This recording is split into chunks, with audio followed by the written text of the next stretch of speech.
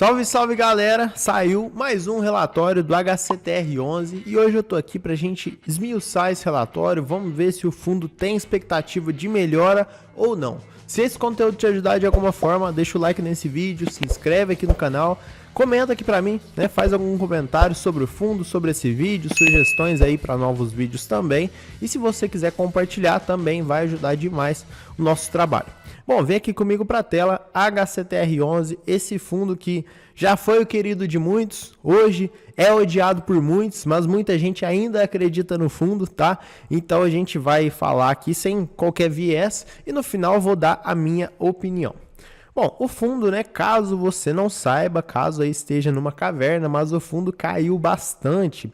Lá no começo de fevereiro, o fundo já tinha acumulado uma pequena queda aí, né, mas ele começou a despencar no começo de fevereiro, caiu bastante, olha só, cerca aí então foi mais de 50%, né, quase 60% de queda, depois se recuperou um pouco e agora está andando de lado e caindo um pouquinho nesses últimos 3 meses, né? 2 a 3 meses, tá? Mas de qualquer forma, o fundo despencou, ainda não recuperou o pagamento de proventos e a expectativa é que ele recupere. Na minha opinião, a expectativa é que ele vai se recuperar. Agora não sabemos quando. Bom, fundo aí com patrimônio de 2,4 bilhões, então é um fundo importante aí na nossa bolsa. Valor patrimonial, olha só, R$110, pessoal, por cota. E atualmente R$57, quase 58 por cota. Então realmente o fundo despencou. PVP 0,53. Então isso aqui não quer dizer que o fundo está descontado, pessoal. Quer dizer, né, que o fundo despencou. Quando ele cai abaixo de 1, e muito, né, como é o caso aqui, 0,53, quer dizer que aconteceu alguma coisa ruim com o fundo, não é desconto, tá? Claro que você pode interpretar isso aqui como um desconto, que o fundo vai se recuperar no futuro e tudo mais, mas o indicador, quando você vê ele muito abaixo de 1, é que aconteceu alguma coisa, beleza?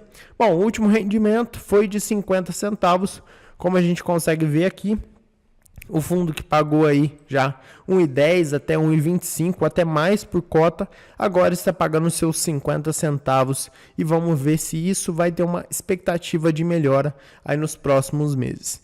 Esse dividend yield, muita gente já me perguntou, ele é um dividendo que está distorcido, tá, pessoal? 18% de dividend yield é considerando todos os 12 últimos pagamentos, tá? E o preço da cota atual. Então ele fica distorcido a maior, por isso que está em 18%. Mas na verdade, se você considerasse que a cota não tivesse essa queda, ele está com um dividendo bem menor, beleza? Bom, uma coisa importante, né, que eu queria comentar, eu achei uma curiosidade interessante, é que ele fez aí o seu pagamento desse mês no dia 14, foi os 50 centavos por cota, e se a gente considerar a cotação atual, dá mais ou menos um yield aí de 0,8%. Uma coisa importante é que a Datacom, que é a data limite para você poder comprar as cotas do fundo e ter direito nesse pagamento, foi dia 7 de julho. E dia 10 de julho teve um aumento expressivo no volume de negociação do fundo, tá? Então, eu imagino que muita gente faz isso, eu já conversei com várias pessoas que fazem isso. Na minha cabeça, assim, não faz muito sentido, mas tem gente que fala que dá certo. Então, deixa a sua opinião aqui para mim. Que é basicamente o seguinte, a pessoa, ela compra cotas do fundo, né? Vai lá, compra o HCTR. Aí, passou dia 7 foi numa sexta-feira, pessoal, olha só, sexta-feira, e aí, dia 10, que foi o dia que teve esse aumento expressivo na negociação, foi numa segunda-feira, ou seja, a pessoa que ficou com a cota de sexta até segunda, ela teve direito no recebimento desses proventos. Chegou na segunda-feira, ela vendeu, né? Então eu imagino que é isso que as pessoas fazem. A pessoa compra, espera passar a Datacom e vende. Aí ela pega aquele dinheiro que ela vendeu, compra outro fundo, espera passar a Datacom e vende. E aí tem muita gente que fala que faz dinheiro dessa forma. Só que na minha opinião, não faz muito sentido, porque se você olhar, olha só, dia 7... a cota fechou então em R$ 59,90. Dia 10 ela abriu a R$ 57,87, tá? Ou fechou, né? Enfim. Então, a não ser que a pessoa consiga aproveitar, ela entre no leilão, consiga vender essas cotas a um preço um pouco melhor, mas sempre tem o desconto, pessoal, dos proventos. Isso é só uma curiosidade, né? Caso você faça isso, deixa aqui nos comentários, comenta se dá certo, se não dá. Mas para mim parece que não faz tanto sentido assim, ainda mais ter todo esse trabalho. Agora, de fato, vamos para o relatório sem mais enrolações, né? Foi dia 21 divulgado, então foi esses dias, relatório aí do mês de junho. Nós já estamos quase em agosto, mas por incrível que pareça, esse é o relatório mais atualizado. O fundo entregou com um certo atraso, né? Bom, a HCTR é um fundo aí de papel, é um fundo que busca proporcionar aos cotistas a valorização e a rentabilidade de suas cotas de longo prazo por meio de investimentos em ativos imobiliários, auferindo rendimentos e ganhos de capital advindo destes, mas ele investe preponderantemente em CRIs, tá? Bom, o fundo pagou então seus 50 centavos, o que corresponde aí a 0,85, considerando a cotação atual, tá? Se a gente considerar aí, deixa eu ver se tem essa informação, tem aqui, ó, nesse mês foi distribuído 50 centavos, o que representa um yield de 0,45% ao mês em relação à cota patrimonial. Então isso aqui é importante, tá? Porque, como o fundo despencou, se ele tivesse mantido ali mais ou menos o preço da cota patrimonial, ele estaria pagando hoje 0,45% no mês, tá? Mas como a cotação caiu, quem comprou agora, por exemplo, não teve esse impacto negativo.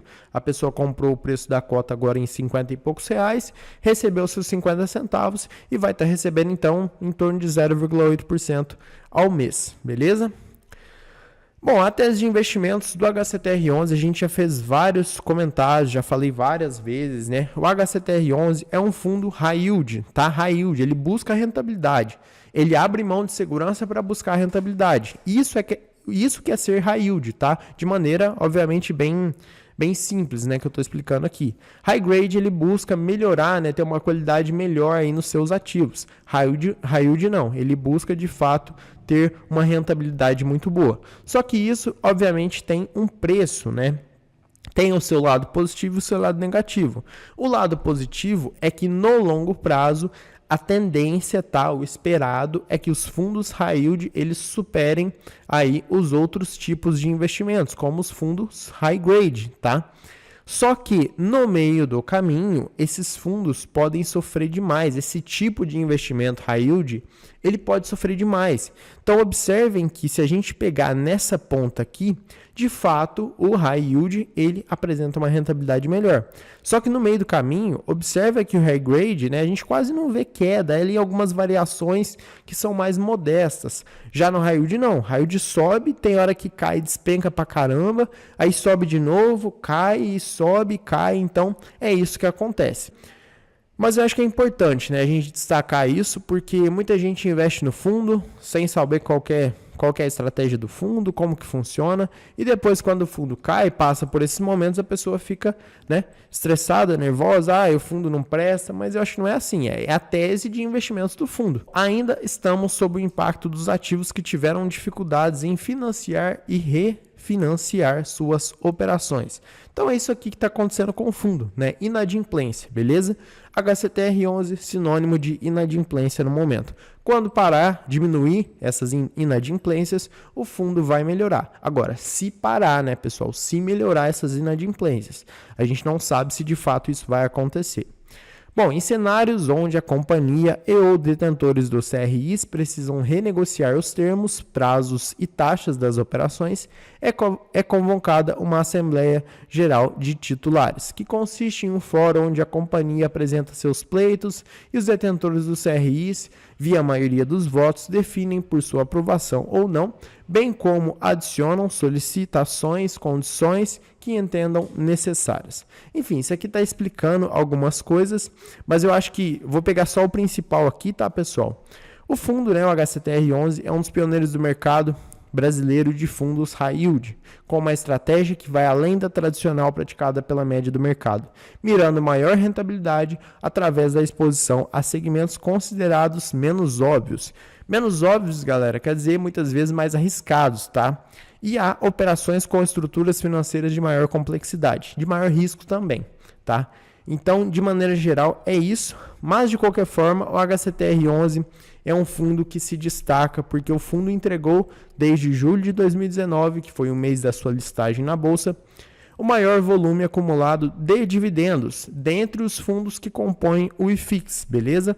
Então, mesmo com essa queda, né, mesmo aí com todos os problemas que o fundo tem, com esses fundos imobiliários ruins que ele tem na carteira, que a gente vai ver depois, na minha opinião, são fundos muito ruins, mas que muitas vezes apresentam um bom resultado, então é indiscutível, né, algumas estratégias que o HCTR11 utiliza, e mesmo assim o fundo aparentemente apresenta um bom resultado. Vamos ver como vai ficar no futuro.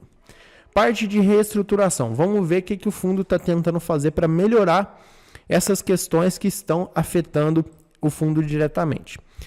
Bom, devido ao cenário macroeconômico global, o encarecimento do crédito e a desaceleração econômica, a velocidade de vendas das unidades dos projetos diminuiu. Aumentaram então a inadimplência e as solicitações de distratos, né? Desfizeram aí os negócios. Entendendo que esses fatos interferem diretamente nos resultados das instituições, porém não refletem o seu verdadeiro potencial, os credores concedem um fôlego. Isso aqui é importante, tá? Isso aqui no primeiro momento, a gente pode achar que é perder dinheiro, é abrir mão de resultado, alguma coisa assim, mas isso é importante para que o fundo, né, e as tomadoras, né, de crédito consigam aí esse fôlego para poder melhorar os seus resultados e voltarem a pagar o que era antes. Então, o fôlego financeiro, as empresas que consigam se reorganizar para passarem por esse período de forma mais saudável e sustentável possível, contribuindo para que suas obrigações e garantias sejam realizadas em dia. Então, mesmo abrindo mão, muitas vezes, de um certo resultado momentâneo, o fundo espera receber isso lá na frente de uma forma mais saudável, tá? Como é de conhecimento, nos últimos meses, alguns CRIs investidos pelo HCTR11 têm enfrentado maior dificuldade em manter as razões de garantia e habilidade de realizar pagamentos conforme o fluxo esperado, impactando negativamente no desempenho e resultado das operações. Quando se trata de reestruturação de dívidas em um fundo de crédito imobiliário, é essencial pensar em agir em benefício do investidor. Isso aqui é óbvio, né? Por isso, são exigidas contrapartidas que garantem mais segurança na operação e que tornam mais rentável no futuro, quando estiver mais uma vez operando normalmente, tá? Então, óbvio, né? Pensando aí no investidor e no bem-estar também de todo mundo, né? Do fundo também, tem que ser exigida contrapartida que garanta segurança e seja cumprida de fato, né, pessoal? Então, tudo isso é importante para que o fundo consiga girar de forma correta. Exemplos de contrapartidas. Isso aqui é importante, né? É importante você saber que mesmo tendo esses problemas, mesmo esses CRIs que o fundo está, né? Alguns CRIs têm enfrentado dificuldades, o fundo tem uma carta na manga para poder resolver toda essa situação. Então, alguns exemplos. Aumento na taxa de juros, esse full cash sweep, que é usar o excedente do fluxo mensal para amortizar a dívida. Então, ele consegue reduzir o capital da dívida. Participação em comitês e acesso a ferramentas de gestão de empresa, entre outras, né? Eles trouxeram aqui poucos exemplos, mas o fundo tem várias ferramentas, né? Vários mecanismos para poder resolver essa questão.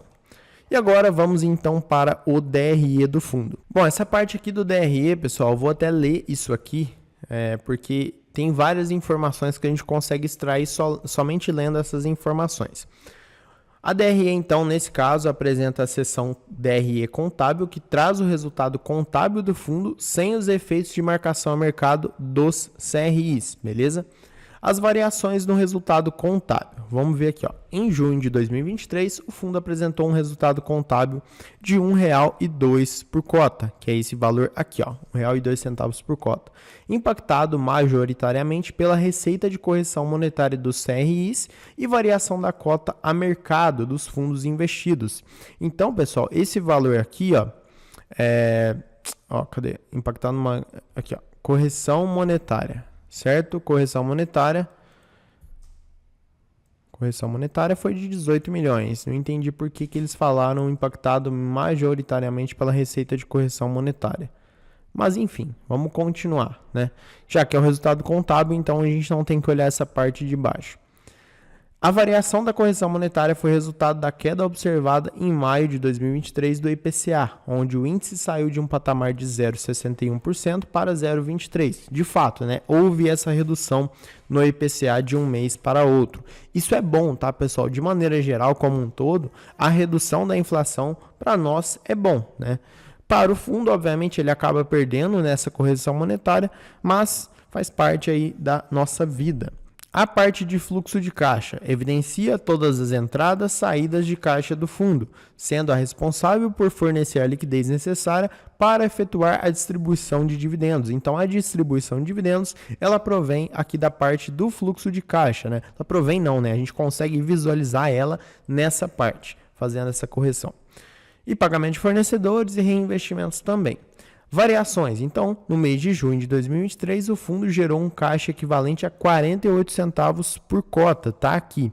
Foi bem melhor nesse mês, tá, pessoal, do que no mês passado, porque o fundo ele está mantendo uma distribuição de mais ou menos 50 centavos por cota. No mês passado, ele tinha gerado um resultado, então, de 34, né? Então, isso é muito ruim. Olha a diferença que tinha de 34 centavos para 50. Agora, pelo menos, apesar de não ter sido um valor maior do que a distribuição, mas foi mais próximo, né? 48 centavos para 50 já fica bem mais próximo, o que dá uma tranquilidade melhor aí para o fundo e para nós também. Bom, a diferença observada entre o resultado contábil e a geração de caixa ocorre devido ao fato de que uma parcela relevante da carteira está em período de waiver, de juros e principal. Isso aqui a gente vai comentar depois, mas basicamente o waiver é o fôlego, né, que a gente acabou de comentar, que o fundo concede então, beleza? Então isso é interessante também. Desta forma, os juros e correção monetária dos papéis são reconhecidos mensalmente, contábil, né, mas não tem efeito caixa. Tá? Então o fundo reconhece essa receita aí na sua parte contábil, mas como não entra no caixa, como ele não recebe de fato isso, não tem efeito caixa.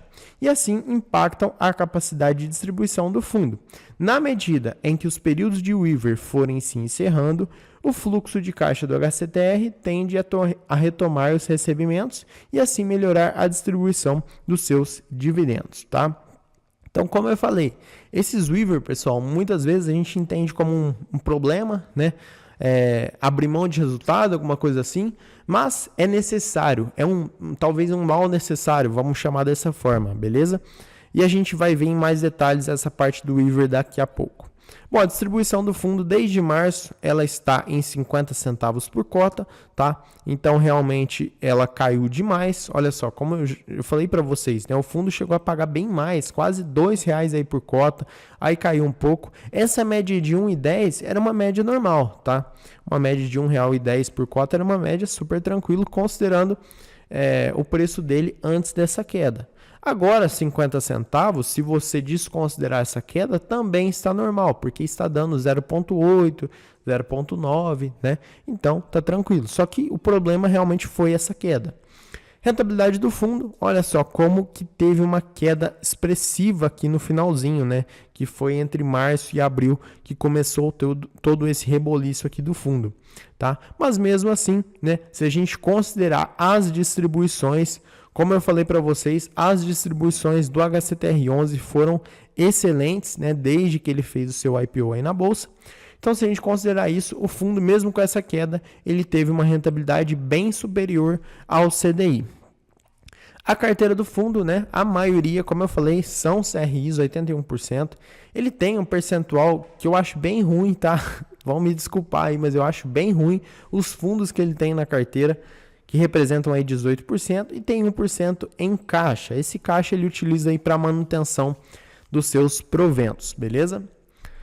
Bom, indexador do fundo, né, dos CRIs, desculpa, a maioria é pelo IPCA, é indexada pelo IPCA, tem um pouco também pelo IGPM, cerca de 3%, pré-fixado 4% e CDI mais 4,6%, representa 3% dos indexadores dos CRIs.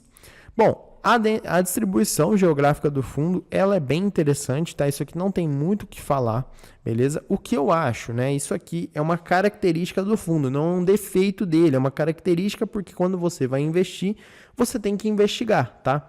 Então, uma característica dele é que ele investe, principalmente nesses dois primeiros, a multipropriedade e hoteleiro, são dois segmentos muitas vezes complicados, tá? Que podem gerar um resultado excelente, mas que são muitas vezes complicados. Então, como eu falei, não é um problema, é uma característica que o fundo tem, beleza?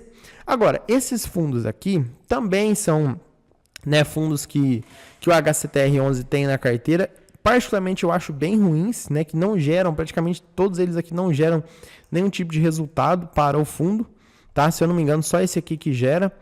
Mas assim, é uma estratégia que o fundo utiliza, né? Ele compra fundos imobiliários considerados ruins e que podem ter um ótimo potencial de retorno lá na frente. Mas aí vai da estratégia do fundo, você ao investir nele tem que ter noção disso. Bom, aqui nós conseguimos ver a carteira de CRIs pulverizados, tá? Uma coisa importante, né? Além de todo esse detalhamento, a gente não vai falar de tudo isso aqui no vídeo, mas vou fazer aqui algumas considerações. Uma coisa importante de você olhar é o percentual que aquele CRI representa em relação ao patrimônio do fundo. Eu particularmente gosto quando o fundo classifica por percentual de patrimônio. Então, por exemplo, do maior para o menor. Aqui a gente consegue ver que não está classificado dessa forma. Então, fica um pouco mais difícil a nossa análise. Mas, de qualquer forma, tá? Dá para a gente ter uma ideia interessante. Tem vários CRIs aqui, então, que estão com o vencimento antecipado, que estão atrasados aí no pagamento, né? Então, esse vermelho aqui é a pior situação. Esse amarelo é uma situação ruim também, mas de todo caso está em negociação. Esse verde aqui, que não tem o certinho dentro, está em waiver, né? Está então em atraso aí, eles deram esse fôlego, vamos dizer assim, eles deram esse fôlego no pagamento. E esse certinho aqui com o verdinho, está tudo certo, é a melhor situação. A gente consegue ver que não é tanta coisa assim, mas mesmo assim, se você somar o percentual aí da carteira, né, o percentual do patrimônio do fundo, a gente consegue ver que ele tem vários CRIs com problemas, tem vários também CRIs corporativos aí com problemas, né, esses três aqui, tá? E tudo isso, se a gente olhar o percentual que eles representam do patrimônio do fundo, se somados, né, eles representam um percentual muito grande. Por isso que o fundo sofreu bastante, né? Porque vários CRIs deram problema ao mesmo tempo. Então, isso é ruim, beleza? Se fosse um ou dois só, beleza. Mas como são vários, isso é ruim. Bom, os fundos, como eu já falei, né, não gosto muito. É uma estratégia diferente que o fundo utiliza aqui, né? São fundos aí meio problemático muitas vezes, que tem ativos problemáticos, mas é uma estratégia do fundo. Bom, negociação, acho que aqui não tem mais o que a gente comentar e o vídeo também já está ficando bastante grande, mas uma coisa importante, isso aqui eu até falei no último relatório, é essa inadimplência, ó, na descrição dos ativos a gente consegue ver que a grande maioria, ó, inadimplência acumulada de 3,8, inadimplência acumulada, então acho que praticamente, né, a grande maioria tem inadimplência acumulada. Então, tudo isso aqui é problema para o fundo. Na minha opinião, tá? Na minha opinião, isso aqui não é uma recomendação. Eu acho que o fundo vai conseguir resolver. O fundo vai conseguir retomar as rédeas aí da situação. Quando? Não sabemos. Não dá para saber isso, tá, galera? Eu acredito, né, que no máximo em um ano o fundo já deve ter melhorado bastante, né? Já deve ter conseguido recuperar, deve ter conseguido aí solucionar de alguma forma, né? A gente está vendo essas questões do waiver, que o fundo tá dando esse fôlego, então isso é bom, né? Agora, quando vai ser totalmente resolvido, é impossível da gente saber. Eu, particularmente, continuo acreditando no HCTR11. Claro que a gente fica com um pé no freio, um pé no acelerador ali, né?